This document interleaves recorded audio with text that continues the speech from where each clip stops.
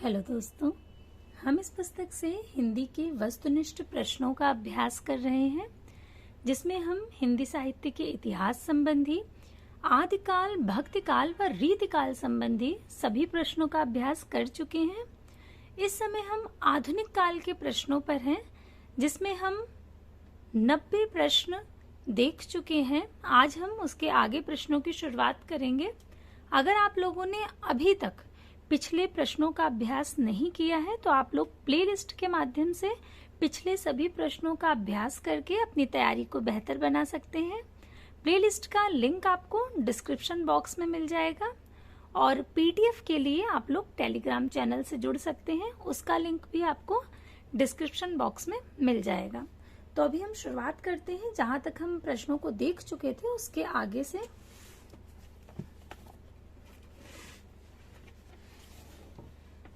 हमने प्रश्न संख्या 90 तक देख लिया था। ये प्री प्रवास का वर्ण विषय क्या है?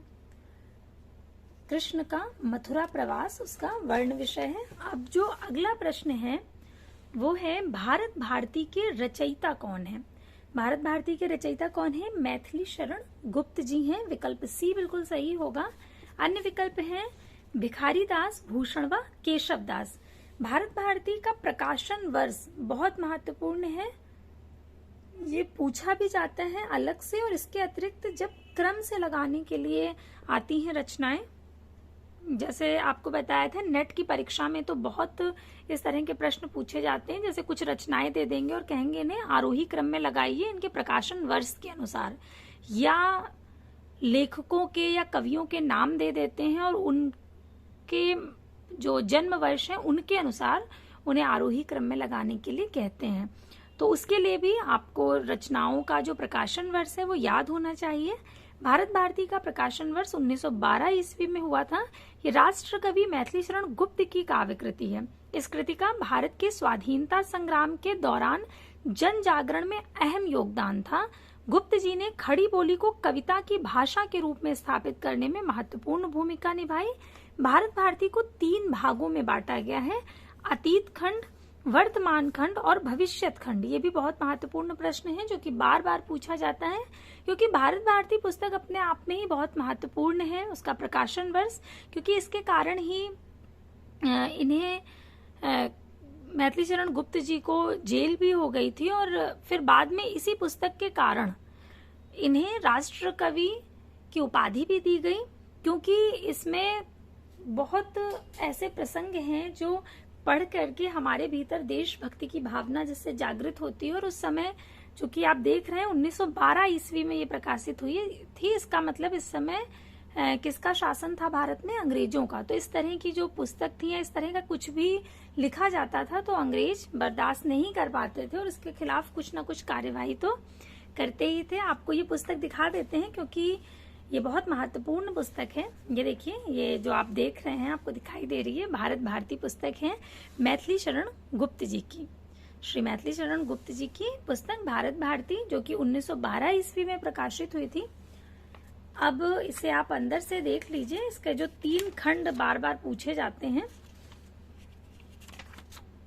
ये देखिए, ये 3 खंडों में विभाजित है पूरी पुस्तक, अतीत खंड, वर्तमान खंड और भविष्यत खंड। ये दिया हुआ है, आप एक बार यहाँ देख लेंगे तो आपको बहुत अच्छे से याद हो जाएगा। जब हम कोई चीज देख लेते हैं तो बिल्कुल मस्तिष्क में बैठ जाती है हमारे। तो ये जो 3 खंड है, अतीत, वर्तमान और भविष्यत, ये भारत भारती के खंड है, ध्यान रखिएगा। इसके अतिरिक्त इसकी जो प्रस्तावना के बाद जो इसका अतीत खंड है, उसका जो मंगलाचरण है, ये भी बहुत महत्वपूर्ण है। ये पूछी जाती हैं पंक्तियां कि ये पंक्तियां किसकी हैं? मानस भवन में आर्य जन जिसकी उतारे आरती, भगवान भारत वर्ष में गूंजे हमारी भारती।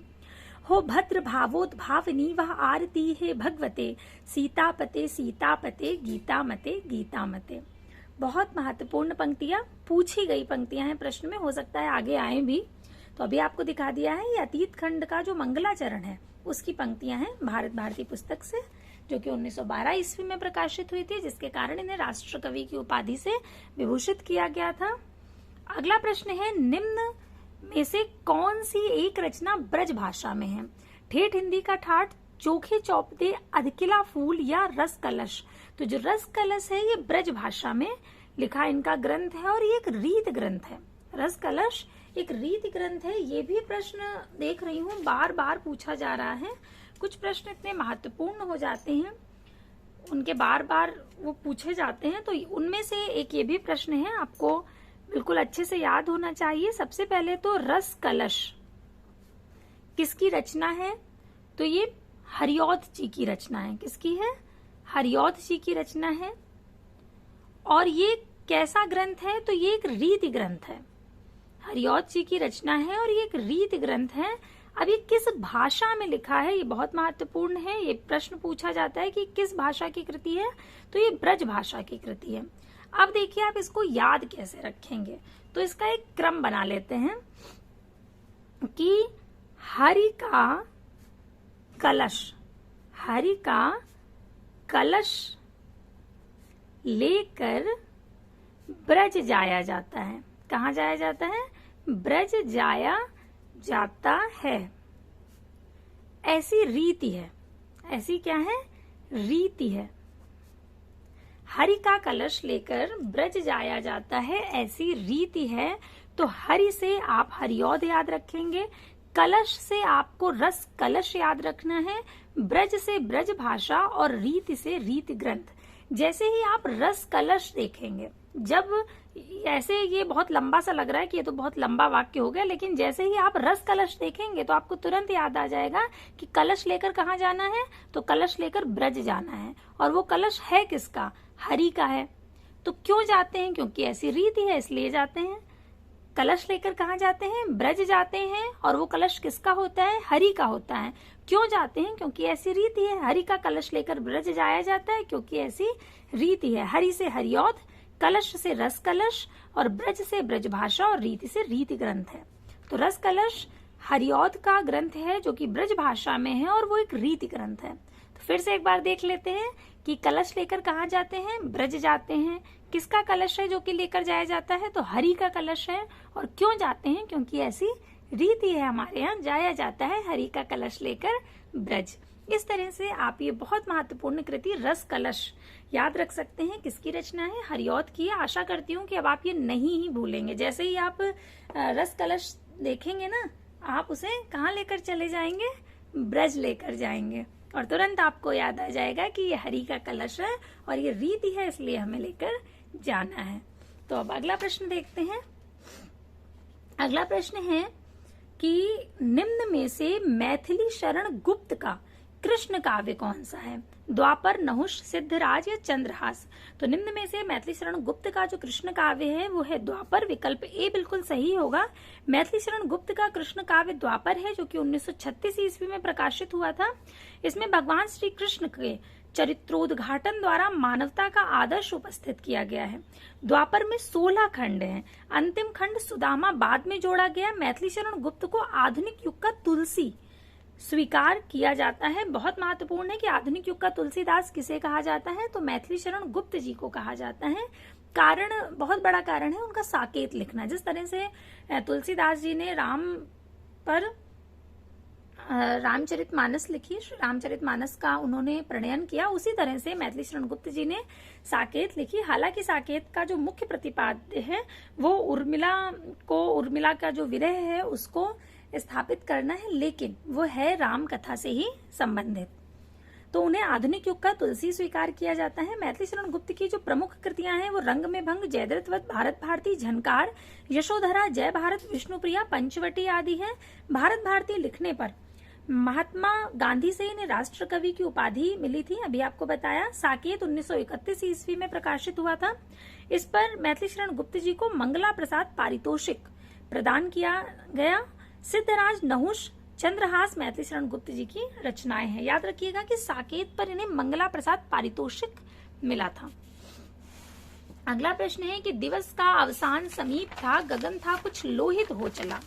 ये पंक्तियां हैं बहुत महत्वपूर्ण। दिवस का अवसान समीप था, गगन था कुछ लोहित हो चला। यह प्रकृति चित्रण किस महाकाव्य से है? तो ये प्री प्रवास से है। और प्री प्रवास किसकी रचना है? हरिऔध की।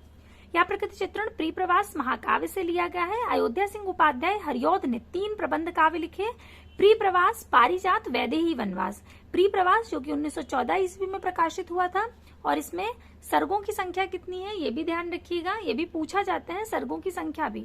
पारिजात 1937 ईस्वी में प्रकाशित हुआ था, इसमें सर्गों की संख्या कितनी थी? 15।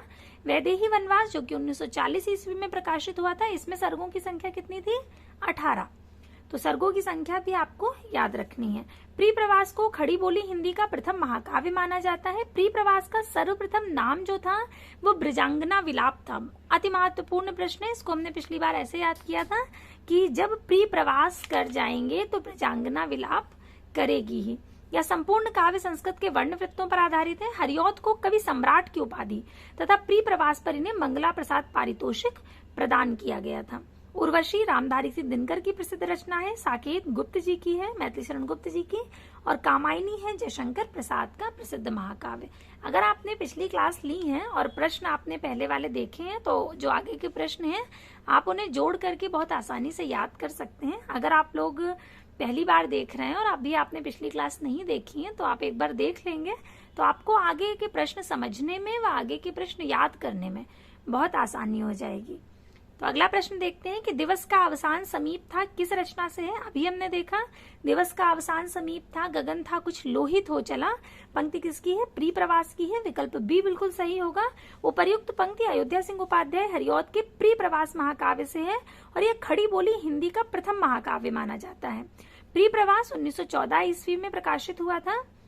इसमें कृष्ण के बचपन से लेकर के मथुरा प्रस्थान तक का वर्णन किया गया है, जबकि झरना और करुणालय जो है ये जयशंकर प्रसाद की प्रसिद्ध रचनाएं हैं और युगांत सुमित्रानंदन पंत की रचना है।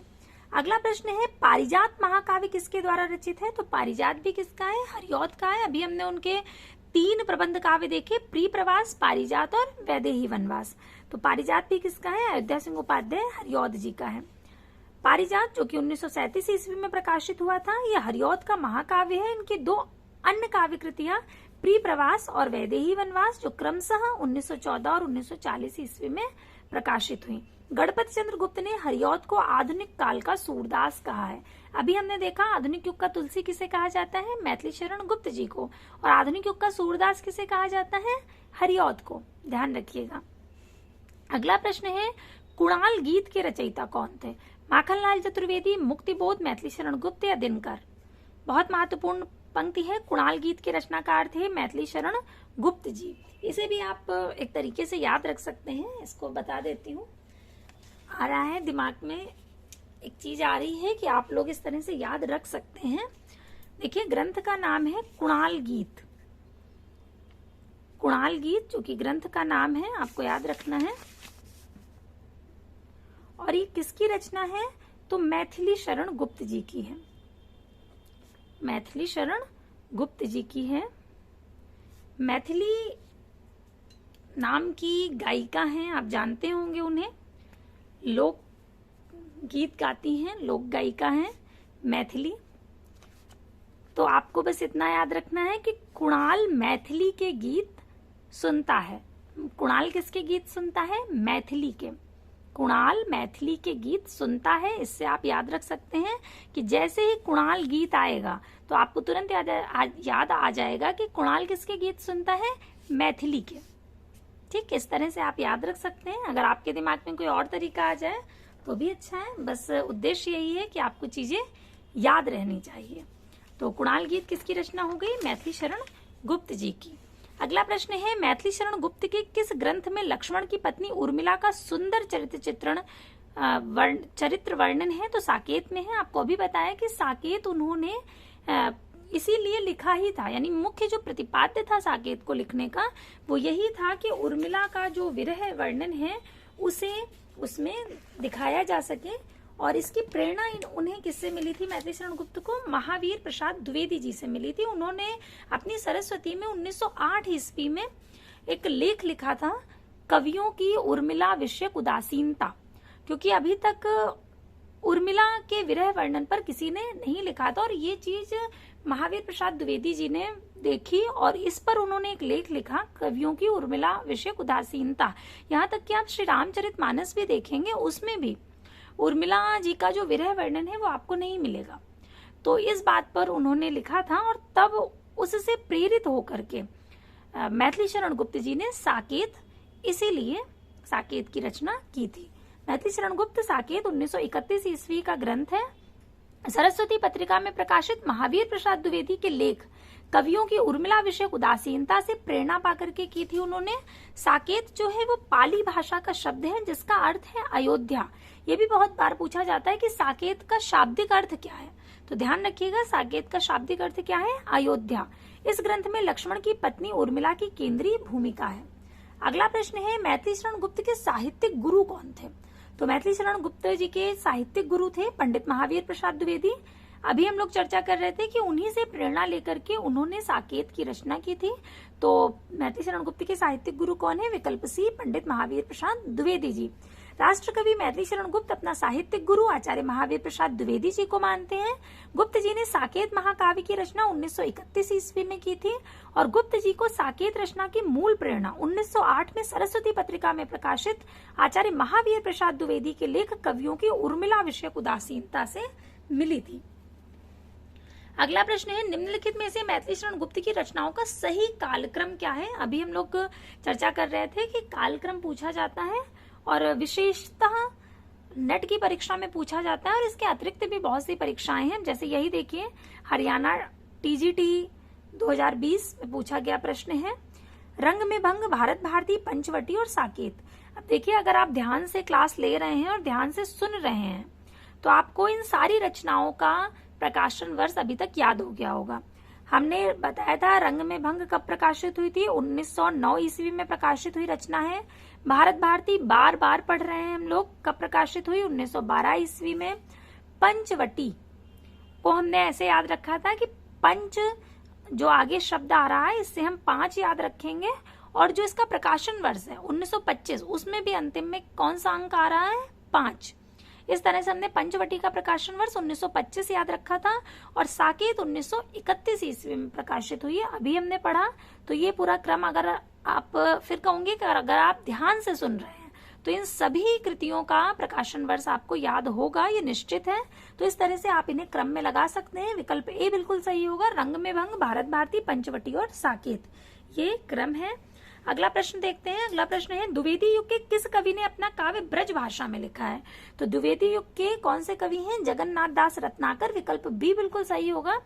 जगन्नाथ दास रत्नाकर जी ऐसे कवि हैं जो द्विवेदी युग के हैं, लेकिन उन्होंने किस भाषा में लिखा है? ब्रज भाषा में।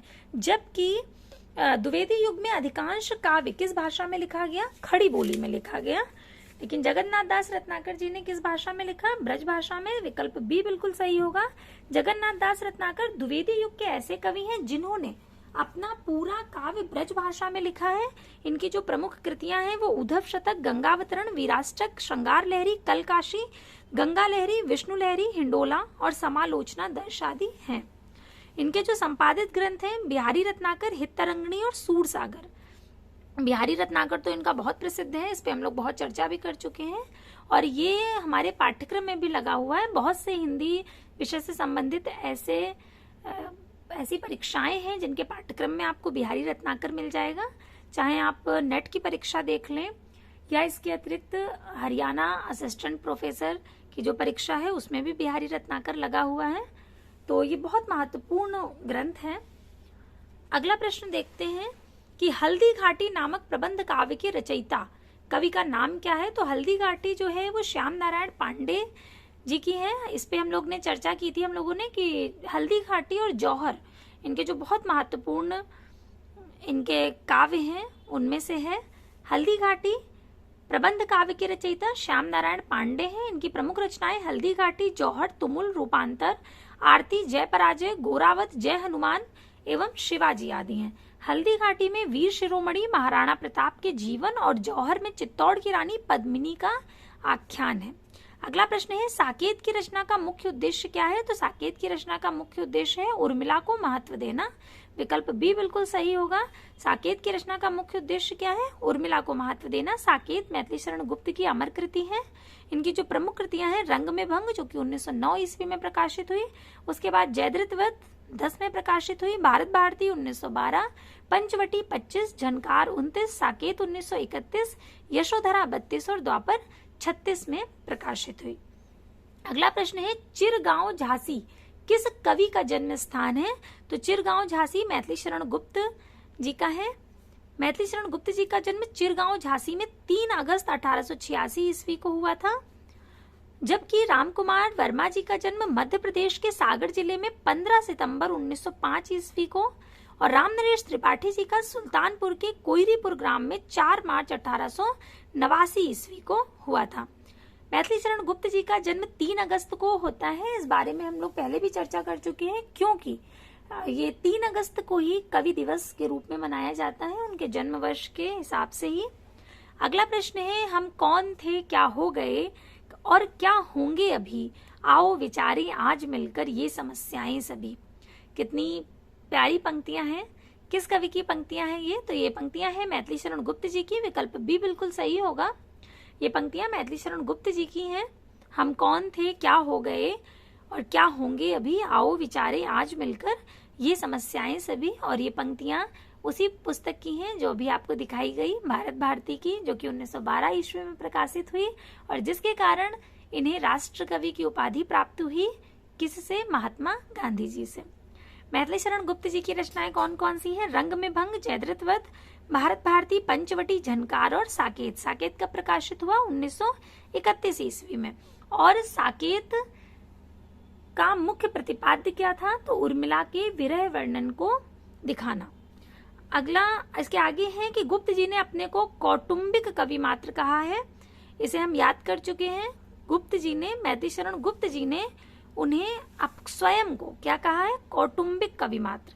इनकी जन्म तिथि पर कवि दिवस मनाया जाता है और जन्म तिथि क्या है? 3 अगस्त।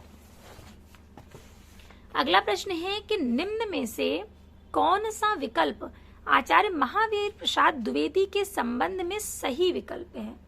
संबंध में सही पूछा गया है। तो देखते हैं। पहला है कि इन्होंने छायावादी कविताएं लिखी, तो नहीं, ये गलत है। प्री प्रवास की रचना की, नहीं। प्री प्रवास किसकी रचना है? हरिऔध जी की। बालकोपयोगी साहित्य लिखा, नहीं। खड़ी बोली का परिष्कार किया, बिल्कुल सही है। हमने आपको बताया था कि खड़ी बोली की जो शुरुआत थी वो तो भारतेंदु युग में हो चुकी थी, लेकिन उसमें जो व्याकरणिक अशुद्धियां थी उन्हें दूर करने का श्रेय किसे जाता है? महावीर प्रसाद द्विवेदी जी को। और इन्होंने इस क्षेत्र में बहुत कार्य किया। इन्होंने खड़ी बोली का परिष्कार किया। महावीर प्रसाद द्विवेदी ने खड़ी बोली का परिष्कार किया, बिल्कुल सही है। महावीर प्रसाद द्विवेदी का जन्म 1864 ईस्वी में कहाँ हुआ था? रायबरेली के दौलतपुर ग्राम में हुआ था। द्विवेदी जी ने गद्य और पद्य दोनों के लिए खड़ी बोली में सामान्य बोलचाल की भाषा को प्राथमिकता देने की वकालत की। महावीर प्रसाद द्विवेदी के मौलिक व अनुदित ग्रंथों की जो संख्या है वो 80 है। इस चीज को ध्यान रखिएगा कि जब भारतेंदु युग चल रहा था उस समय क्या था कि जो काव्य था वो तो ब्रज भाषा में लिखा जा रहा था और जो गद्य था वो खड़ी बोली में लिखने की शुरुआत उसकी हो गई थी। लेकिन जब महावीर प्रसाद द्विवेदी आए, यानी कि द्विवेदी युग में, उन्होंने इस बात पर जोर दिया कि गद्य और पद्य दोनों एक ही भाषा में होना चाहिए, खड़ी बोली में। उनके लिए, भारतेंदु जी के लिए ये बात कही जाती है, अगर आपको याद हो, पढ़ाई थी, कि कविता में उनका संस्कार था और गद्य में विचार। भारतेंदु जी के लिए कहा गया ये कथन बहुत महत्वपूर्ण है। किसने कहा है? तो डॉक्टर रामस्वरूप चतुर्वेदी जी ने कहा है। पूछा जाता है ये कि कविता में उनका संस्कार था और गद्य में विचार, ये बात किसके लिए कही जाती है? तो भारतेंदु हरिश्चंद्र के लिए कही जाती है। किसने कही है? डॉक्टर रामस्वरूप चतुर्वेदी जी ने कही है। अब आगे देखते हैं। अगला प्रश्न है समालोचना दर्श के शीर्षक से एसे ऑन क्रिटिसिज्म का अनुवाद किसने किया? तो ये किया था जगन्नाथ दास रत्नाकर जी ने। विकल्प सी बिल्कुल सही होगा। जगन्नाथ दास रत्नाकर ने पोप के एसे ऑन क्रिटिसिज्म का समालोचना दर्श नाम से पद्यात्मक अनुवाद किया था। अगला प्रश्न है श्रीधर पाठक द्वारा रचित नहीं है। वैदेही वनवास, जार्ज वंदना, बाल विधवा या भारतोत्थान। तो अगर आप ध्यान से देख रहे हैं तो वैदेही वनवास अभी आपने देखा था किसकी रचना है? हरिऔध जी की। हरिऔध जी के 3 प्रबंध काव्य हमने देखे, प्रिप्रवास, पारिजात और वैदेही वनवास।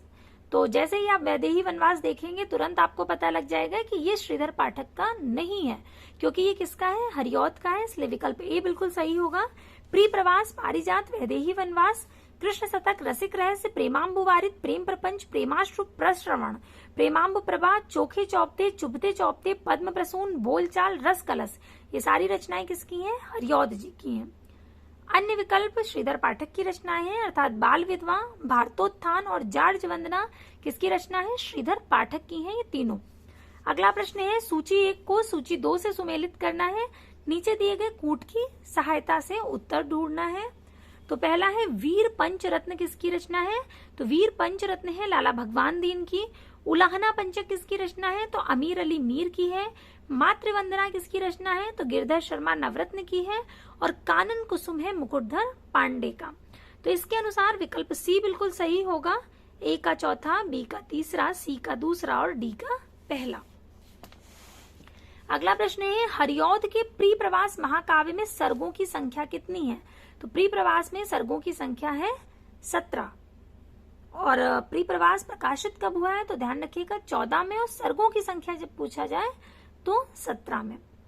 अगला प्रश्न है, एक बार आप देख लीजिए इसको और अच्छे से आपको याद हो जाएगा। हरिऔध की 3 कृतियां प्रिप्रवास, पारिजात, वैदेही वनवास, क्रमशः उनके सर्ग दिए गए हैं, प्रिप्रवास 17, पारिजात 15 और वैदेही वनवास 18। मैथिली शरण गुप्त का साकेत जो कि 1931 ईस्वी में प्रकाशित हुआ था, कितने सर्ग हैं इसमें, 12 सर्ग हैं। जयशंकर प्रसाद का कामायनी 15 सर्ग हैं। अगला प्रश्न है, प्रेम शतक के रचनाकार कौन है, तो प्रेम शतक के रचनाकार हैं वियोगी हरि, विकल्प सी बिल्कुल सही होगा। अन्य विकल्प हैं जगन्नाथ दास रत्नाकर, दुलारी लाल भार्गव और अंबिका दत्त व्यास। प्रेम शतक के रचनाकार वियोगी हरि, जिनका पूरा नाम है हरिप्रसाद द्विवेदी। इनकी अन्य प्रमुख जो कृतियां हैं वो वीर सतसई, चरखा स्रोत आदि हैं, जबकि जगन्नाथ दास रत्नाकर की कृतियां हैं गंगावतरण, उद्धव शतक, हरिश्चंद्र हिंडोला, श्रृंगार लहरी आदि। और अंबिका दत्त व्यास की प्रमुख कृतियां हैं पावस पचासा, सुकवि सतसई और हो होरी आदि हैं। नूरजहां प्रबंध काव्य के रचयिता कौन है, तो नूरजहां प्रबंध काव्य है गुरुभक्त सिंह का, विकल्प सी बिल्कुल सही होगा। नूरजहां प्रबंध काव्य के रचयिता गुरुभक्त सिंह है। कुतुबन ने मृगावती नामक सूफी प्रबंध काव्य की रचना की है, जबकि हरिऔध ने प्रिप्रवास। कुतुबन के विषय में जब हम लोग सूफी काव्य पढ़ रहे थे तब हमने याद किया था कुतुबन किसकी रचना है, मृगावती की। और हरिऔध का प्रिप्रवास कब प्रकाशित हुआ, 1914 ईस्वी में। कितने सर्ग हैं, 17 सर्ग हैं। और वैदेही वनवास ये भी हरिऔध का है, वैदेही वनवास में कितने सर्ग हैं, 18। रस कलश किसकी रचना है, हरिऔध जी की है। किस भाषा में लिखी गई है, ब्रज भाषा में लिखी गई है। किस तरह का ग्रंथ है, तो रीत ग्रंथ है। हमने इसे कैसे याद किया अभी कि रस कलश लेकर के ब्रज जाया जाता है, और वो कलश किसका होता है, हरि का। और क्यों जाया जाता है, क्योंकि ऐसी रीति है। तो ये रीति ग्रंथ है, ब्रज भाषा में लिखा हुआ। आदि काव्यों की रचना की, और सियाराम शरण गुप्त ने बापू नामक काव्य ग्रंथ की रचना की है। सियाराम शरण गुप्त जी का बापू भी बहुत प्रसिद्ध है, इनका ये काव्य। अगला प्रश्न है कि रत्नाकर शब्द किस कवि के साथ जुड़ा हुआ है, तो हम लोग ये इतने बार बोल चुके हैं, इतने बार सुन चुके हैं कि आपको रटा हुआ होगा जगन्नाथ दास रत्नाकर, क्योंकि इनका जो बिहारी रत्नाकर है वो भी बहुत प्रसिद्ध है।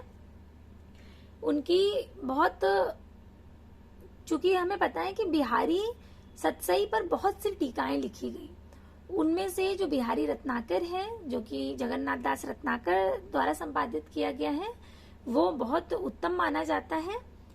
तो जगन्नाथ दास रत्नाकर जो कि उनका पूरा नाम है, तो किसके साथ जुड़ा हुआ है रत्नाकर शब्द, जगन्नाथ जी के साथ, जगन्नाथ दास रत्नाकर के साथ। विकल्प बी बिल्कुल सही होगा। तो आज के लिए हम लोग इतने ही प्रश्नों को रखते हैं। आप अभी तक अगर आप लोगों ने पिछले प्रश्नों का अभ्यास नहीं किया है तो अवश्य कर लीजिएगा। इससे जब हम अगली क्लास में जो प्रश्न देखेंगे, जिन प्रश्नों की शुरुआत करेंगे, आप उन्हें बहुत आसानी से समझ सकेंगे और आपको वो याद भी होंगे बहुत आसानी से। तो आज के लिए हम इतने प्रश्न रखते हैं। आगे के प्रश्नों को हम लोग अगली क्लास में देखेंगे। तब तक के लिए धन्यवाद।